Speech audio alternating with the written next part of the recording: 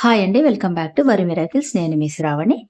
ఈరోజు మన ఛానల్లో టొమాటో రసం చేసేసుకుందాం. ఈ మెథడ్లో చేసుకుంటే రసం ఎంత బాగుంటుందంటే మీరు కూరలు కూడా పక్కన పెట్టి రసంతోనే అన్నం అంతా తినేస్తారు. అంతేకాకుండా గ్లాస్లో పోసుకొని మరి తాగేస్తారు. మరి ఇంత టేస్టీగా ఉండే ఈ రసం ఎలా తయారు చేయాలో ఇప్పుడు చూద్దాము. మీరైతే వీడియోని ఎక్కడ స్కిప్ చేయకుండా చివరి దాకా చూడండి. ముందుగా బాగా పండిన 5-6 టొమాటోలు అయితే తీసుకోండి. మీరు మీ స్ట్రెంత్ని బట్టి రసాన్ని బట్టి మీరు టొమాటోలు తీసుకోండి. ఈ టొమాటోల్ని కట్ చేసుకొని మిక్సీ జార్లోకి వేసుకుందాం. దాంతోపాటు ఒక నిమ్మకాయ సైజ్ అంతా చింతపండును కూడా తీసుకొని మిక్సీ జార్లోకి అయితే వేసుకొని మెత్తగా ప్యూరీ అయితే చేసేసుకుందాం. తర్వాత ఇప్పుడు ఒక గిన్నె తీసుకొని దానిపైన స్ట్రైనర్ అయితే పెట్టుకొని మనం తయారు చేసుకున్న ఈ ప్యూరీని స్ట్రైనర్లో పోసి ఒక స్పూన్తో ఇలా మనం అంటున్నట్టయితే బాగా కలిపినట్టయితే కిందికైతే అంత రసం అనేది బాగా ఫిల్టర్ అయిపోతుంది అనమాట. పైన స్ట్రైనర్లో గుజ్జు మాత్రమే ఉండిపోతుంది. అది ఎందుకు పనికిరాదు, పిప్ అనమాట.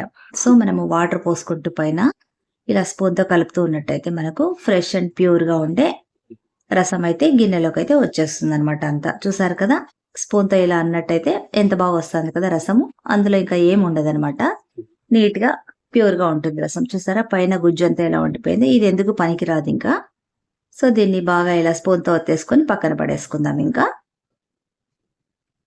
తర్వాత మనం స్టవ్ వెలించుకొని స్టవ్ పైన పాన్ పెట్టేసుకుందాం. పాన్ వేడెక్కిన తర్వాత 1 స్పూన్ కందిపప్పు వేసుకుందాం. దాంతోపాటు 1/2 టీ స్పూన్ మెంతులు, 1 టేబుల్ స్పూన్ అంత ధనియాలు, ఇంకో 1/2 టీ స్పూన్ మిరియాలు, మళ్ళీ 1 స్పూన్ జీలకర్ర, దాంతోపాటు ఒక 5 ఎండుమిరపకాయలు. మీరు కారం కావాలనుకుంటే ఇంకొక 2 ఎక్స్ట్రాగా యాడ్ చేసేసుకోండి. ఇవన్నీ బాగా మీడియం ఫ్లేమ్ మీద దోరగా కాస్త వేపేసుకుందాము. బాగా ఫ్రై అయిన తర్వాత వీటిని మనము మిక్సీ జార్లోకి అయితే వేసుకొని ఫైన్గా ఫస్ట్ అయితే పౌడర్ చేసేసుకుందాం. చూసారు కదా పౌడర్ ఎలా చేసుకున్నాము. ఇప్పుడు మనము ఇందులోకి ఒక 5-6 వెల్లుల్లిపాయలు కూడా వేసేసుకుందాం. ఇవి వేసిన తర్వాత మళ్ళీ ఒకసారి మిక్సీ చేద్దాం. చూసారా కలర్ చేంజ్ అయింది, కాస్త ముద్దగా తయారైంది కదా ఇది. సో ఇప్పుడు మనము ఈ పౌడర్ని పక్కన పెట్టేసుకుందాము. తర్వాత మనం తీసి పెట్టుకున్న రసం ఉంది కదా, ఆ గిన్నె తీసుకుందాము. చూడండి నాకు దాదాపుగా సగం గిన్నె వరకు వచ్చింది రసం అయితే. 2 గ్లాసుల వాటర్ అయితే యాడ్ చేసుకున్నాను నేను అప్పుడు. ఇప్పుడు ఇందులోకి ఇదంతా బాగా కలిపేసుకున్న తర్వాత ఇందులోకి రుచికి సరిపడా కాస్త సాల్ట్ వేసుకుందాం.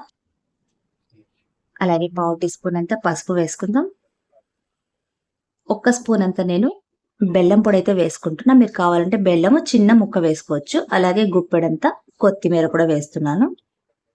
దాంతోపాటు ఇప్పుడు మనము మిక్సీ చేసి పెట్టుకున్నాం కదా ధనియా పొడి, అది కూడా ఇందులోకి అయితే యాడ్ చేసేస్తున్నా. మీకు సరిపోయేలాగుంటే అంతా యాడ్ చేసేసుకోండి. లేదా కొంచెం ఎక్కువ అవుతుంది అనుకున్నప్పుడు కాస్త తీసి పక్కనైతే ఉంచుకోండి. మళ్ళీ తర్వాత మీరు టేస్ట్ చేసిన తర్వాత దాన్ని కూడా యాడ్ చేసేసుకోవచ్చు అన్నమాట.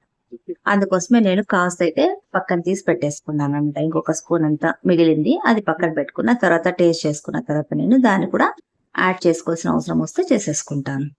సో ఇప్పుడు మళ్ళీ ఒకసారి అంతా కూడా ఇవన్నీ కలిపేసుకుందాం. ఇప్పుడు ఒక 2-3 చీలికలుగా కట్ చేసుకున్న పచ్చిమిరపకాయలు కూడా ఇందులోకి యాడ్ చేసేసుకుందాం. దీన్ని పక్కన పెట్టుకొని స్టవ్ పైన పాన్ పెట్టుకొని పాన్ వేడెక్కిన తర్వాత 2-3 స్పూన్ల దాకా ఆయిల్ అయితే వేసుకుందాం. ఆయిల్ బాగా వేడెక్కిన తర్వాత 1 స్పూన్ దాకా పోపు దినుసులు వేసుకుందాం. అలాగే మీడియం సైజు ఉల్లిపాయని పొడవుగా కట్ చేసుకుని ఆ ముక్కలు కూడా వేసేసుకుందాం. ఈ రసంలోకి ఉల్లిపాయలు అనేది పొడవుగా కట్ చేసుకుంటేనే బాగుంటాయండి, చిన్న చిన్న ముక్కలు అయితే బాగుండవు అనమాట. సో ఇప్పుడు వీటిని బాగా కొంచెం పచ్చివాసన పోయేదాకా కూడా అండ్ బ్రౌన్ కలర్ వచ్చేదాకా కూడా బాగా ఫ్రై చేసుకుందాం. అండ్ కొద్దిగా ఫ్రెష్ కరివేపాకు కూడా ఇందులోకైతే యాడ్ చేసుకుందాం. ఇప్పుడు దాంతోపాటే మనము ఇంగువ కూడా ఒక 1/2 టీ స్పూన్ దాకా కూడా యాడ్ చేసేసుకుందాం. ఇంగువ వేసుకుంటేనే రసం అనేది ఎక్సలెంట్గా ఉంటుంది అనమాట. తర్వాత 1-2 ఎండుమిర్చీలు మీరు కారాన్ని బట్టి వేసుకోండి. నేనైతే ఒకటే వేసినాను తుంచి మరి. ఇప్పుడు ఇది ఫ్రై అయిపోయిన తర్వాత ఈ తాలింపునంతా తీసి మనము రసం గిన్నెలో అయితే యాడ్ చేసుకుందాం స్టవ్ పైన పెట్టేసుకొని.